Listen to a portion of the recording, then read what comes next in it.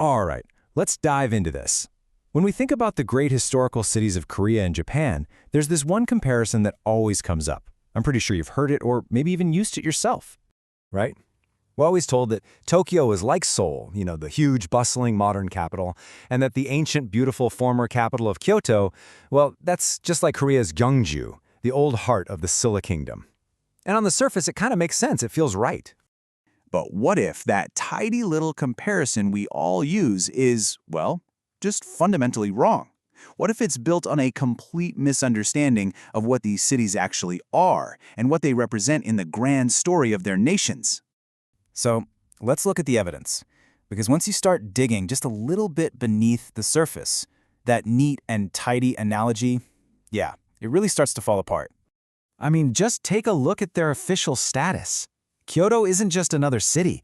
It's one of only 2 fu in all of Japan.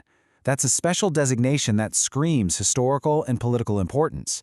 Gyeongju, on the other hand, for all its amazing history, is just a standard city today. Its political influence now, it's not even in the same league as Kyoto's. And that's the crucial point right there. A real, meaningful comparison can't just be about pretty temples and a traditional atmosphere for tourists. It has to be about the actual role these cities played, and in some ways still play, in the history, the power, and the legitimacy of their nations. So what we really need is a new model, a whole new framework for this. We need a better way to map the historical DNA of Japan and Korea onto each other, one that looks past the tourist brochures to where the real power and influence lie. So let's try something different. Let's rethink these cities based on their function. What if instead of Gyeongju, Kyoto's true historical counterpart is actually Pyongyang? And what if, when we look for a match for Osaka's role as an economic powerhouse, we should be looking at Incheon instead of Busan? All right, let's unpack these new pairings. This is where it gets really interesting, because the historical parallels are much deeper than you might think. So first, let's get our heads around this idea of a center of legitimacy. This isn't just about being an old capital. This is a city that embodies the spiritual soul of a nation. It's a place with so much symbolic power that it can sometimes feel like a second capital, rivaling the real one. Now, when you look at it through that lens, the connection is wow. Kyoto was Japan's imperial heart for over 1,000 years. Pyongyang, it wasn't just the capital of the mighty Goguryeo kingdom. It was later named the Western capital by the Goryeo dynasty. It was a constant, powerful second center. You see, it mirrors Kyoto's role as a symbol of historical authority way better than Gyeongju ever could. Okay, next up, the foundational power center.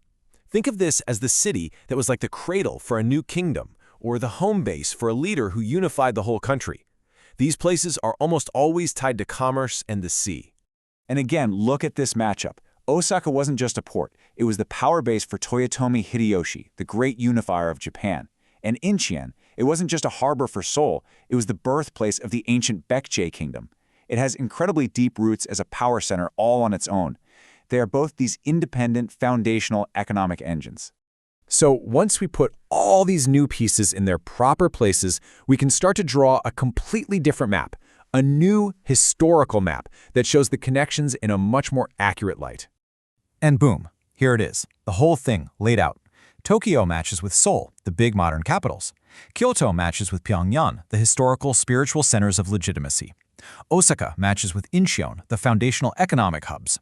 And you know what this does? It leaves Gyeongju with a much better partner. Nara, Japan's other great ancient capital that, just like Gyeongju, is now a treasured heritage site, not a major political player. It just fits perfectly. So you might be thinking, okay, that's a cool historical puzzle, but so what? Why does getting this right actually matter? Well, it matters a lot, because this new perspective, it forces us to see history more completely. It brings the absolutely massive historical weight of Pyongyang back into the story of the Korean peninsula. It gives a city like Incheon the credit it deserves, not just as Seoul's port, but as a historic power in its own right. We're moving beyond simple tourist feelings to a much deeper structural understanding of how these nations were built. And really, that's the ultimate takeaway here. The mental maps we use to understand the world, they feel fixed, but they aren't. They can be redrawn. And when we change the map, we don't just change a few lines, we fundamentally change the way we see history itself.